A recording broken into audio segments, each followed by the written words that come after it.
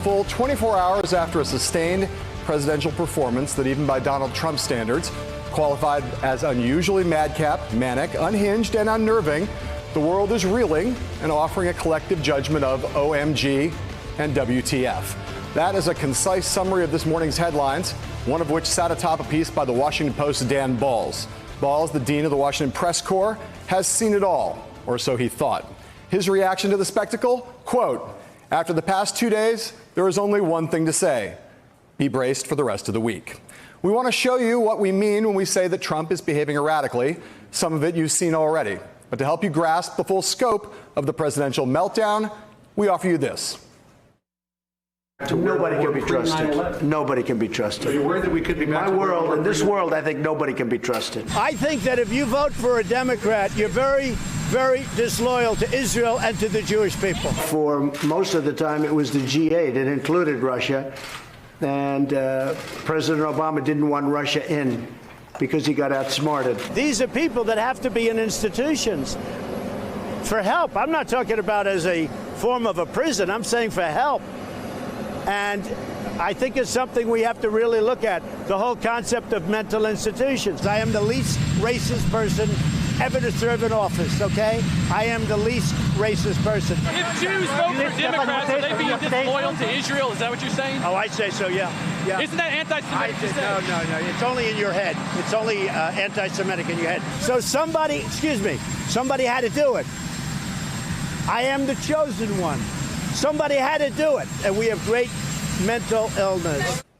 This string of absurdities might seem mildly funny at times, but to Trump's own former aides, what they've witnessed in recent days has crossed the threshold from amusing to alarming. So alarming, in fact, that they are now voicing their concerns to reporters at the New York Times, who write, quote, "Some former Trump administration officials in recent days said they were increasingly worried about the president's behavior, suggesting it stems from rising pressure on Mr. Trump as the economy seems more worrisome and next year's election approaches." Our friend Rick Wilson describes the situation just a little bit more vividly in a piece titled, "This Isn't the Madman Theory, This is the Madman President." Rick writes, "The asylum is the bedlam of 1600 Pennsylvania. The inmate is the President of the United States. And instead of managing this dangerous patient, the staff sings his praises and encourages his worst behaviors." Rick Wilson himself, the man, joins us to start off our conversation. He's a Republican strategist and the author of the beautifully titled "Everything Trump Touches Dies." Also joining us, White House reporter for Politico, Nancy Cook, and here at this table, Rick Stengel, who worked in President Obama's State Department and was a former managing editor of Time magazine, Eddie Glaude, chair of the Center for African American Studies at Princeton University, plus former aide to the George W. Bush White House State Department, Elise Jordan. Thank you, guys. You're all here on this day of reverberations and reckonings.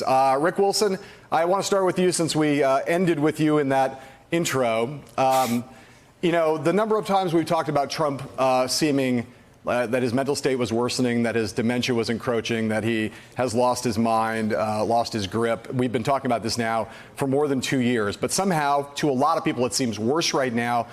Beyond the adjectives and the adverbs, what's the case for the notion that it is actually getting worse? Well, I do think there are some interesting sort of verbal aphasias and gaps you're hearing in his speech patterns and in the way he's delivering these various messages, particularly his little press sprays where there's no teleprompter, there's nothing prepared, it's just off the cuff. And I do think that, the underpinning theory of Trump for a long time was he's got this super clever multidimensional chess game he's playing, but there are no results. There are no positive outcomes for any of these things that he's doing and saying. And so you would think somebody with a sort of presence of mind and a consciousness of what's happening around them would correct their behavior or would correct their direction, and you just don't see him doing it. So, I mean, aside from the sort of edgy way I described it in the article, there is a lot of I think evidence building that Donald Trump is not a well man. Nancy, I want to ask you, a lot of people put this down to some theory that Donald Trump is just creating distractions, that, there are fundamental issues that are problematic for him politically, such as the economy, and that he is just creating these many bright, shiny objects for us to all stare at while we don't look at the man behind the curtain and the things that he's doing. Give us a sense of whether you think these distractions are, in fact, part of a strategy or are just like the natural outgrowth of an increasingly chaotic presidency. I do not think that they are part of a larger strategy. I think that what we saw this week was with the whiplash on taxes, for instance, was just, showed the lack of strategy. The president came out at one point and said that he was considering taxes. Less than 24 hours later, he said he was not considering additional tax cuts to boost the economy. And I think that it is just because the White House does not have a long-term plan to deal with the economy, for instance.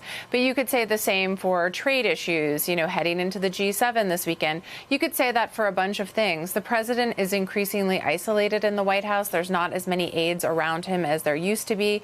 And he is speaking directly with the press more. And so I think that we're sort of seeing this unfold in real time. And, when you ask White House officials if there's a strategy behind it, usually they laugh and they say, you know better than that, Nancy. And so I think that we're just seeing this made more public. Rick, you have seen a lot of public performances by a lot of politicians in your time. One of the things that's been kind of extraordinary is watching the president hold forth at great length for many, many minutes in the blazing hot sun outside the White House, covered in sweat. It's easy to make fun of, but there is something that we're going to talk about the way the world sees this in the next block of the show. But there's something about it that just, even though many of the tics and things that he's doing and saying are sort of familiar, that tableau itself is, unnerving is the only word. There's something about it that's more unnerving than it's been before. And certainly unnerving to watch the whole thing, but to be a little bit contrarian about it, I actually sometimes feel better when Donald Trump is out there in front of the helicopter and tweeting and watching TV, because that means he's not governing.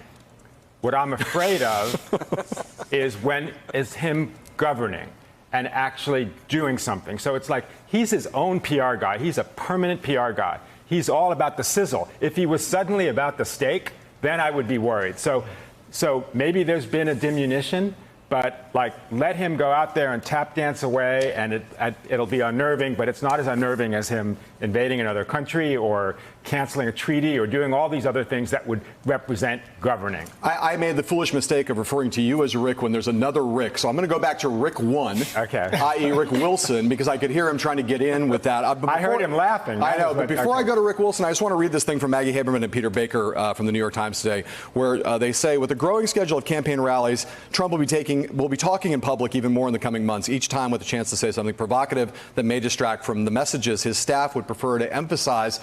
Rick, I mean, you've run campaigns. To what extent is Donald Trump at this state of whatever mental acuity he has left? Is he sort of the candidate from hell from the standpoint of an operation that's trying to run a re-election operation?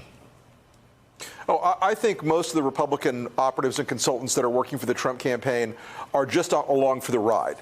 And they recognize that they can set up all these structures and all these organizational plans and all these political plans, and they have to essentially try to run them separately from Donald Trump, who is going to go out and say whatever is in his little head that day.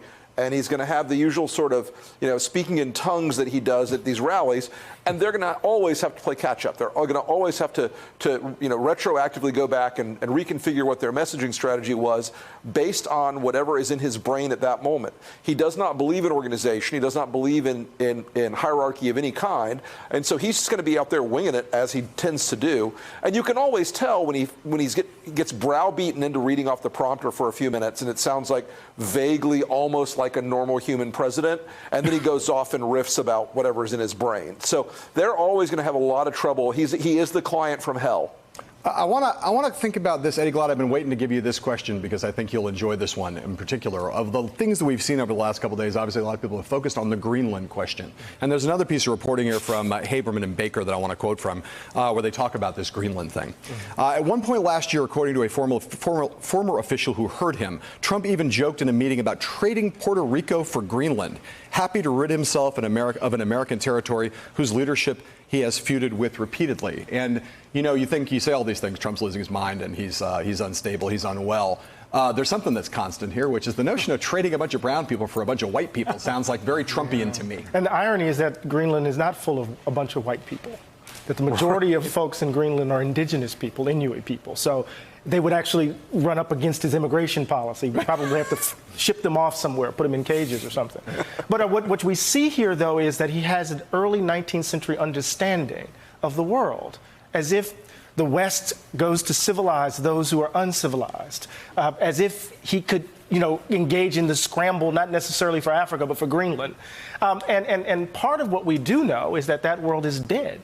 At least we hope it is. But I want to say this, though. It's, I was thinking about how to describe this week. And first, what Mark says in the 18th Brumaire, the first time around is tragedy, the second time around is farce.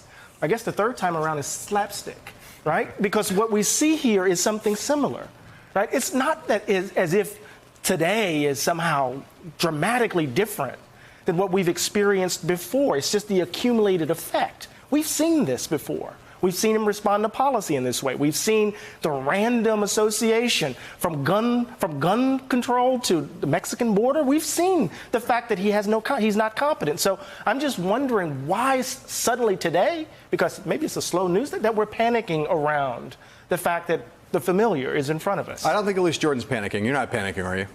I've been panicking for a long time. You've been panicking for a long time. I've been panicking for a long time. For 2 years, 2 3/4 years. I think the crazy has gotten decidedly more crazy over the past 2 months. He's had an all-out racial war of words with elected officials from elected officials of the United States, to his response to the El Paso massacre, where he couldn't even be bothered to mourn in between going from one mass shooting site in Dayton, Ohio, to another El Paso, and instead has to just, start inciting his political rivals on Twitter. It's more unhinged, I think, and that's a pretty big statement. I understand, given the gradations of crazy, but I don't know. Sometimes when a crazy person's entertaining until it ends in tragedy, and I'm worried that we're coming to the point of tragedy. Nancy, I ask you this from from reporting inside this White House. Is there, there's been one of the consistent themes of the last year, two and a half years, has been that there are some guardrails. There's some people working quietly behind the scenes to try to make sure the worst doesn't happen. And as a lot of those people who were in the White House or in the cabinet have now left, and a lot of those positions are now filled by acting personages. Are there any guardrails left around Donald Trump, to the extent there ever were, or is it now really the wheels are completely off the wagon? There's nothing holding this thing together, again, to the extent there ever was? Well, I think that there were a lot more aides before, and there were a lot more aides who, were well versed in certain policy areas, or lawyers who were willing to say no to Trump, like Don McGahn, as we've seen through tons of reporting in the Mueller report. But I think what has increasingly happened as time has gone on is that more and more senior aides have left, and so there's sort of a core group around Trump, which includes Acting Chief of Staff Mick Mulvaney, whose whole philosophy of running the White House has basically been let Trump be Trump. And both with his ascension and also with, the family members who are playing a huge role in both the White House and the campaign, including Jared Kushner in particular and Ivanka Trump, I just feel like there are fewer and fewer people around the president who are willing to say no to him. And the president has really adopted this mantra that he is his own best political strategist, his own best communications director. He's the one that's going to deliver the message. He's the best negotiator. And I feel like he has filled the cabinet and the federal agencies with people who also support him, who don't say no to him. We've seen that time and time again with DHS, the Department of Defense. And so I feel like we're at this interesting moment, in year 3, where he doesn't have that many naysayers around him. One of the things that's also happening, guys, is that we're starting to see, or you hear from a few more Republicans, not a lot by any means, but a few more who are expressing alarm about what's going on right now. Let's listen to this piece of sound here from Joe Walsh.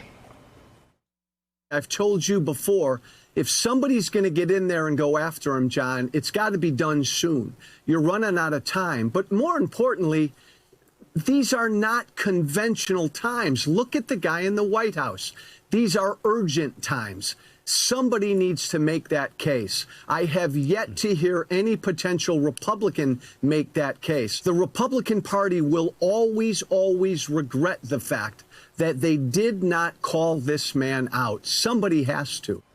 So there's a former Republican congressman. We've got Mark Sanford talking about running against Trump potentially. You got Anthony Scaramucci out there now beating the drums and saying he's trying to round up a gang, Ocean's 11 style, to try to get former aides to kind of take Donald Trump down. You had a strong reaction today to Walsh, I believe, Rick. I did. I applauded him considering getting in the race. I applauded the fact that he, a Republican from the right, is saying that Donald Trump is absolutely, categorically unfit to be president. And the reason that it's significant with Joe Walsh is that he is challenging Trump from the right, not the left. And the right is where he's probably vulnerable in a way that we hadn't imagined. Walsh is strong on borders. He's strong on immigration. He's all of these things. But he also recognizes the topic that we've been talking about today, that Donald Trump is unhinged. He's not fit to be president. He's not fit to make any of these decisions. What I hope happens is that there becomes a kind of tipping point when, there's been many fewer Republicans who have engaged than we all would have hoped. But as the trickle begins, maybe it then becomes a wave at a certain point, and that would be my hope. Elise Jordan, you are, or once were at least, a Republican. I'm not sure what your current standing is on your. I'm very independent right now. Right, on your card, right? Very independent. So as you hear these scattering voices, these smatterings of Republican dissent, do you think there is hope there, or do you think this is all just, a little bit of like noise around the edges, not going to have any effect? I think it's starting to build, but Joe Walsh has been outspoken for a while, as I think it's admirable, and he should be. Justin Amash came out. He has been speaking out against Trump for as long as Trump has been on the public scene. So there are the murmurs, but I really think it's going to take the economy to a dramatic downfall for Republicans to really leave in droves. And I certainly hope that the economy stays strong and we don't have that kind of desperate situation. But really, the only time you've seen significant dissent within the Republican leadership ranks is over trade, is over tariffs, is over an economic issue. And you don't see that kind of dissent when it's a racial issue, for example. Rick Wilson, I come to you for the last, for the concluding question, and I ask you the same thing more basically. Is Donald Trump, bottom line here, is Donald Trump going to have a primary opponent, and will it matter if the answer is yes? I think he will have a primary opponent. I think you'll have several primary opponents, and I'm of that philosophy of, let 100 flowers bloom when it comes to the primary. I think he will have primary opponents. I don't think that it's an easy lift for any of them to beat him in the primary. But, Pat Buchanan wasn't going to beat George H.W. Bush in the primary either, and didn't, and yet put blood in the water enough to where Ross Perot came out and nipped and took him out of the 1992 reelection. So there are a lot of reasons why Donald Trump should not be happy about this. And, of course, one thing we all know is that Donald Trump is a classic bully, and he is a chicken. He will not debate these folks now that he's got to actually defend a record. And his record is basically of being a capering madman who's failed in almost everything he's done in terms of trade, in terms of the tax bill being an economic disaster with our debt and deficit. So I think it's going to be a tougher road for him. But I don't think, no one should underestimate how difficult it is. The Trump party is now what was the GOP. So he's going to have a built-in advantage there. But I think it's meritorious. People are going to step up and fight. Hey there, I'm Chris Hayes from MSNBC. Thanks for watching MSNBC on YouTube. If you want to keep up to date with the videos we're putting out, you can click subscribe just below me or click over on this list to see lots of other great videos.